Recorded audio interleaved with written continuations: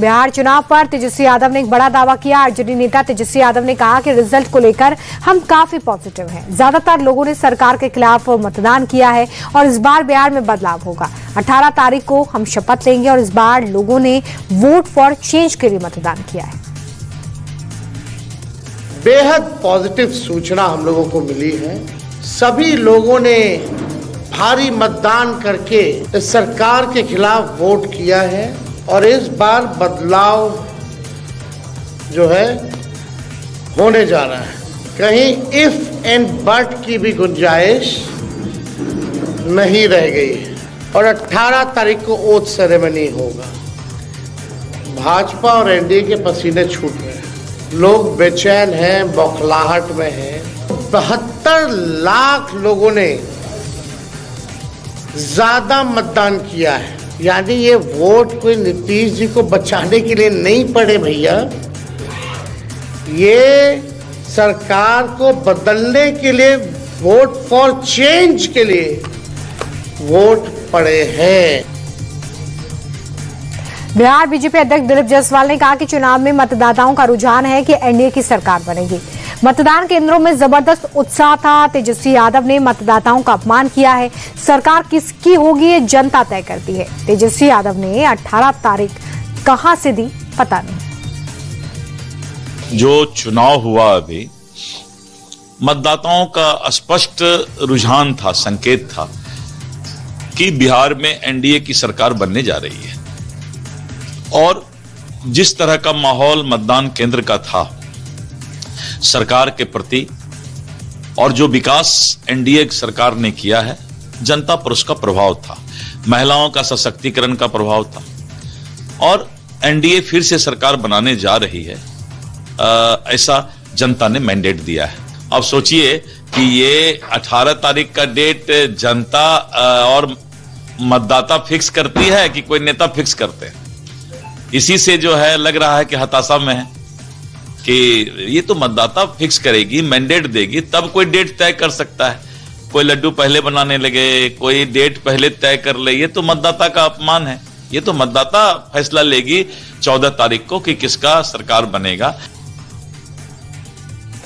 बिहार सरकार में मंत्री विजय चौधरी ने तेजस्वी के दावों पर पलटवार किया। विजय चौधरी ने कहा कि चुनाव होने से पहले एसआईआर पर आरोप लगाए जा रहे थे, लेकिन वोटिंग ने यह बता दिया कि विपक्ष के आरोपों में दम नहीं है। अब एग्जिट पोल से कोई दबाव नहीं बनाया जा रहा है। ईवीएम के एक बटन से सिस्टम से काम होता है। तेजस्वी के आरोप वैसे ही हैं जैसे वोट चोरी और एसआईआर पर थे। कि चुनाव जब शुरू हुआ और जो भी विवाद या आरोप जितने जोरदार ढंग से लगाए जाते थे, जैसे जैसे एसआईआर के बाद नई सूची का प्रकाशन हुआ और चुनाव की प्रक्रिया आगे बढ़ी, लगा कि जैसे आरोपकर्ता स्वयं इस बात से संतुष्ट हो गए कि उनके आरोपों में दम नहीं है। मतदाताओं ने जितनी बड़ी संख्या में चुनाव प्रक्रिया में हिस्सा लिया है, ये भी एक तरह से बिहार के मतदाताओं में बढ़ते जागरूकता स्तर की निशानी। मनोवैज्ञानिक दबाव बना के इसमें क्या करेंगे? अब तो सारा चीज मैकेनाइज्ड है। अब कोई गिनती भी नहीं होती है बैलेट पेपर की, जो 2 बैलेट इधर से उधर करेगा। अब तो ईवीएम का एक बटन दबेगा और सारे लोगों को कितना मत मिला है वो सामने आ जाता है। इसलिए ये सब उसी किस्म का आरोप है जो वोट चोरी और एसआईआर पर। बिहार के डेप्यूटी सीएम विजय सिन्हा ने कहा कि विपक्ष लोकसभा में भी सरकार का दावा कर रही थी। तेजस्वी यादव बड़बोले पिता के बड़बोले बेटे हैं। जनता जो जनादेश देगी उसे स्वीकार करना पड़ेगा। विजय सिन्हा ने यह भी कहा कि अहंकार में तेजस्वी यादव चूर है। 14 तारीख को जब नतीजे आएंगे तो हंसकर या रोकर उसे स्वीकार करना ही पड़ेगा। वो लोकसभा में भी सरकार बना रहे थे, विधानसभा में भी सरकार बना रहे हैं। बड़बोले पिता के बड़बोले पुत्र हैं। कुछ भी दावा कर देंगे, बिना सोचे समझे कुछ भी बयान दे देंगे, लेकिन मालिक जनता है। जनता ने जो जनादेश दिया है उसको स्वीकारना चाहिए। अहंकार में इतने चूर हैं कि वो चुनाव आयोग के भी SIR को किस तरह से भरमाने का प्रयास किया, आंदोलन का रूप देने का प्रयास किया। अब ये किस तरह से 11 अलग अलग सर्वे किए हुए लोगों को नकार रहे हैं। तो 2 दिन की ही तो बात है, आ जाएगा रिपोर्ट।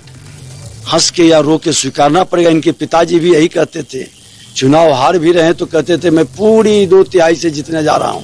तो बरबोले पिता के बरबोले पुत्र हैं, उसी राह पर चल रहे हैं।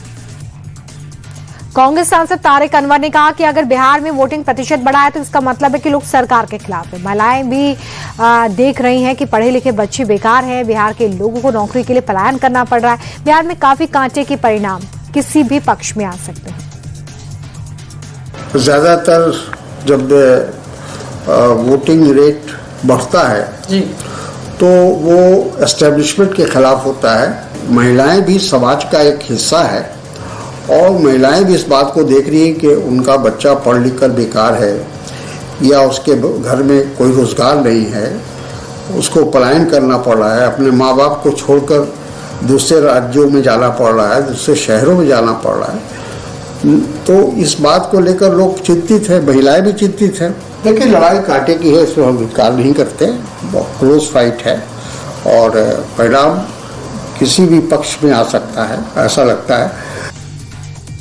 केंद्रीय मंत्री गिरिराज सिंह ने कहा कि 2010 से ज्यादा सीटें एनडीए इस बार जीतेगी। महिलाओं ने एनडीए सरकार को मतदान किया है। लालू यादव तो भ्रष्टाचार के दलदल में डूबे हुए हैं। राहुल गांधी 30 चुनाव हार चुके हैं। विपक्ष जीत गया तो राहुल गांधी का नाम लेगा, हार गया तो चुनाव आयोग और ईवीएम का रोना रोएगा। हमें तो लग रहा है 2010 से अधिक स्ट्राइक रेट रहेगा, क्योंकि महिलाओं में जिस ढंग का एक उत्साह था सरकार के प्रति, तो ये आने वाले दिन में, और अपोजिशन जहां तक है मनपुआ पका रहा है, अपने मन से पकाना भी चाहिए। लेकिन मैं पूछता हूं आखिर वोट क्यों देता लालू यादव को, क्यों राहुल गांधी को? क्या लालू यादव को इसलिए वोट कि भ्रष्टाचार के दलदल में जेल में डूबे हुए, जेल में पड़े हुए या बेल से पड़े हुए? राहुल और गांधी को तो डूब करके मर जाना चाहिए। 30 चुनाव हार चुके, जीत जाएंगे तो राहुल गांधी, हार गए तो चुनाव आयोग, ईवीएम, फिर ये रोएंगे।